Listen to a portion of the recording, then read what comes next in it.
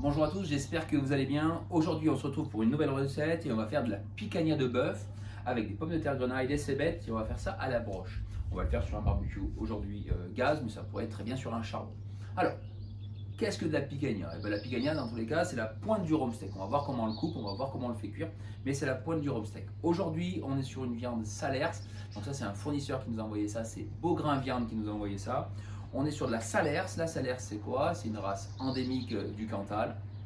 Et puis, c'est une race à viande, c'est une race mixte. Pourquoi? Parce que c'est aussi bien une race qui fait du lait et qui fait de la viande. Et ces races-là, elles permettent d'avoir un beau taux d'engraissement, donc de bien s'engraisser et justement d'avoir un joli personnage. Voilà, ça c'est une première chose. Donc maintenant, je vais vous expliquer comment on va préparer ça. Première chose à faire pour cette recette, c'est allumer notre barbecue et le mettre en mode. On sait qu'on va servir de la broche, donc il faut enlever les grilles. J'ai juste gardé une partie des grilles ici pour faire ma cuisson des pommes de terre qui vont aller avec. Donc je vais allumer mon barbecue, toujours ouvert. On vérifie que tout soit allumé, tout est allumé, c'est bon. Donc je peux refermer, je vais le mettre en chauffe. Vous avez vu, j'ai mis mon panier à légumes pour mes pommes de terre. Pendant que mon barbecue monte en température, je vais préparer mes légumes. Donc j'ai bien sûr lavé mes petites pommes de terre grenaille et là je vais essayer de les couper puisque bien sûr cette pomme de terre là, cette taille là, cette pomme de terre grenaille et celle-là ne vont pas avoir le même temps de cuisson. Donc ce qui est important, c'est que hop, je vais couper celle-là en deux. Je vais préparer pour avoir une cuisson uniforme, pour avoir à peu près la même taille.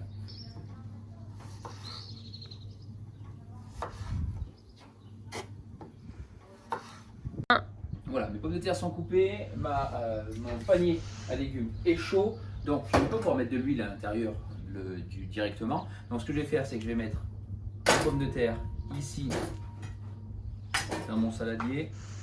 Je vais venir ici y mettre de l'huile pour qu'elles aient toutes de l'huile.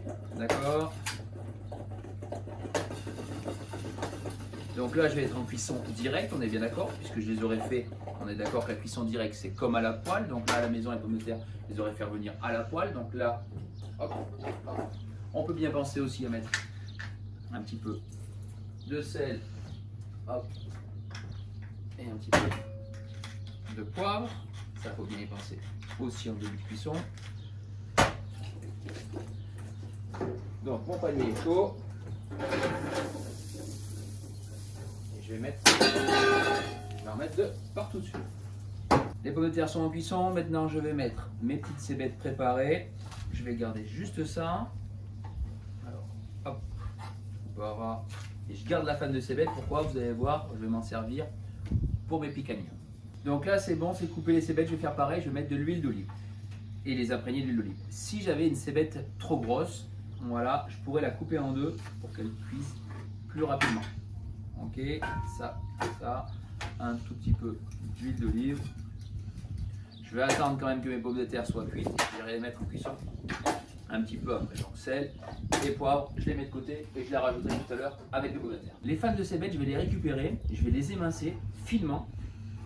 Je vais les rajouter dans ma marinade. Alors, je vais faire une marinade, je vais faire juste un mélange de sel, de fleur de sel, de mignonnettes de poivre. Alors, j'ai pris du 5B et je vais mettre ça à l'intérieur. Quand on y met d'habitude de la ciboulette, on peut appeler ça ce qu'on appelle des appétits. Donc ça, c'est quelque chose qu'on va mettre sur de la viande de bœuf, juste en assaisonnement dans l'assiette. Donc ça, c'est des appétits.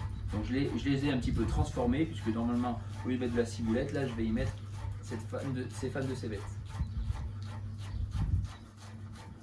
Donc là, j'ai préparé mon mélange qu'on va mettre sur notre picanha. Alors, je vais prendre un bol, je vais prendre du 5B et je vais prendre la fleur de sel. Je vais essayer de faire un tiers de 5B, de poivre, et 2 tiers de fleur de sel. Alors, le poivre, je vais le mettre dedans et je vais le concasser.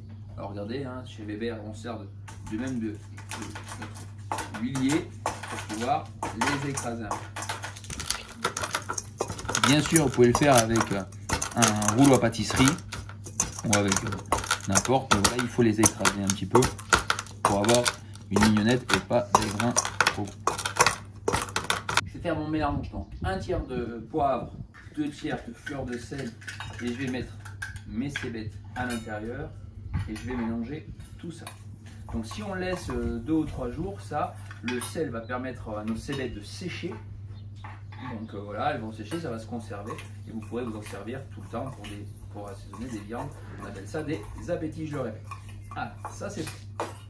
On n'oublie pas de temps en temps de tourner quand même nos pommes de terre pour qu'elles grillent de partout. Et une fois qu'elles sont bien colorées, on pourra les passer en cuisson indirecte, c'est-à-dire qu'on les aura commencé à la poêle pour les faire colorer, mais en tout cas on les finira par les faire griller au four. Donc là on commence à avoir une belle coloration régulière un peu partout. Ah, je vais les pousser au fond, c'est pour ça que je n'en ai pas trop mis. Et je vais pouvoir mettre ici, moi, mes petites cébettes.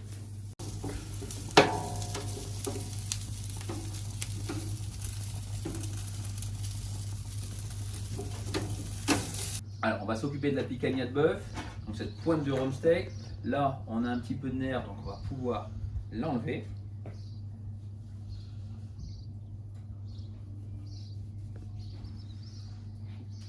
C'est pas du nerf, c'est de la membrane. Hop, on enlève, on passe le couteau. On va faire juste derrière pour laisser un maximum de viande.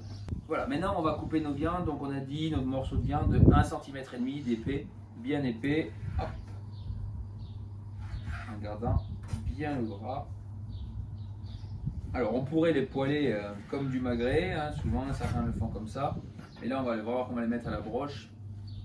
Donc, je vais mettre 5 morceaux comme ça à la broche. Voilà, on a une belle coupe de viande. Maintenant il va falloir la piquer dans notre broche. Donc il va falloir se servir de la broche. J'ai mis carrément un gros plateau. Et puis on va la piquer, alors pas droit comme ça, on va la mettre en forme de C, la refermer comme ça et venir les embrocher. Donc je vais pouvoir les préparer. Si on voit que ça se tourne bien comme ça, il n'y a pas de problème. Ok. Sur des morceaux qui sont un peu plus gros, parfois on va être obligé de couper la viande. Donc pour l'aider à bien se plier et à avoir quelque chose de bien régulier. Quand on est là, vous voyez, c'est un peu plus compliqué. Donc là, on va pouvoir mettre, hop, plier. Je coupe ici pour pouvoir avoir quelque chose de bien plat aussi.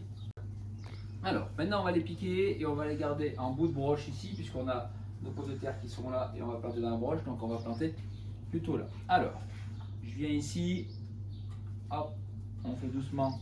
Quand la viande va ressortir de l'autre côté pour pas se planter la broche dans la main. Hop. Et on sort de l'autre côté.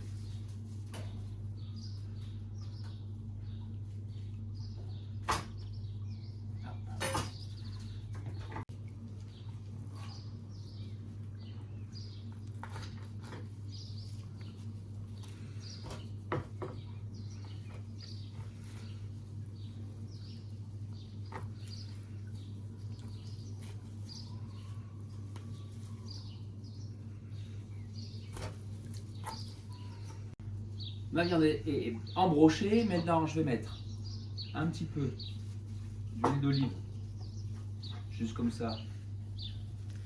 Hop, et sur le côté. Et je vais mettre dessus, donc je vais en mettre même pas mal, de ces appétits.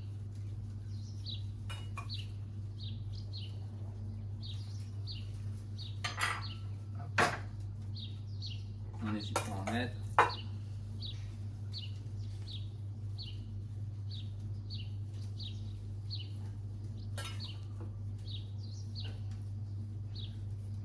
Voilà.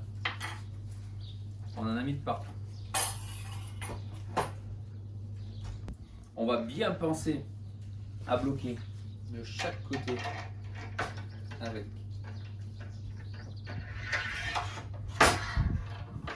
pour bien serrer, pour pas que ça bouge. Hop.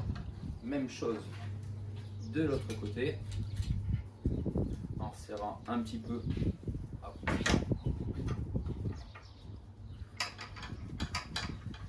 Il faut que ça passe bien.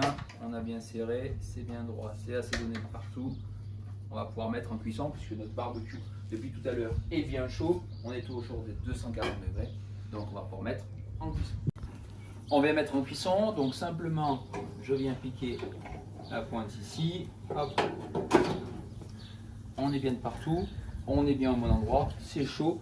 On va pouvoir mettre la broche en route.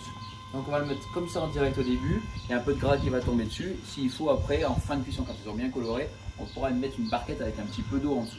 Mais en attendant, au début, on démarre comme ça. Et ici, on est éteint, on laisse nos pommes de terre cuire à côté. Et la picanha, ça part, bien sûr, toujours couvercle fermé.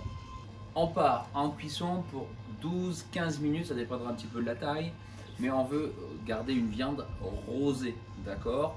Donc on va pas pouvoir mettre une sonde comme d'habitude, un e-grill ou un Weber Connect, puisque le fil s'enroulerait. Et on pourra l'arrêter et la piquer. Et il ne faut pas dépasser, pour moi, les 49 degrés. Pour ceux qui aiment un tout petit peu plus cuit, vous montez jusqu'à 52-53, mais on va essayer de ne pas aller plus loin et on mangera directement. Donc, vous voyez, c'est parti, c'est en cuisson, ça tourne bien. Et ce qu'il y a de bien, c'est que du coup, ça, nos côtés nous permettent de tenir et que la viande elle ne bouge pas dans tous les sens.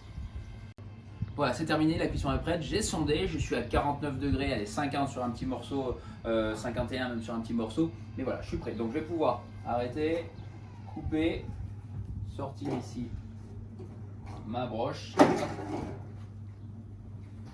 Voilà, belle viande. Voilà, la viande est prête, les pommes de terre aussi. On sort tout ça, on va pouvoir déguster. Je vais faire une jolie présentation et je vais pouvoir goûter tout ça. J'espère que cette recette vous a plu. C'était assez rapide à faire, assez rapide à mettre en œuvre. Donc j'espère que vous allez pouvoir le refaire à la maison. Si vous avez des questions sur la viande, sur la recette, n'hésitez pas à nous en poser sous cette vidéo. Et nous, on se retrouve bientôt pour en faire de nouvelles.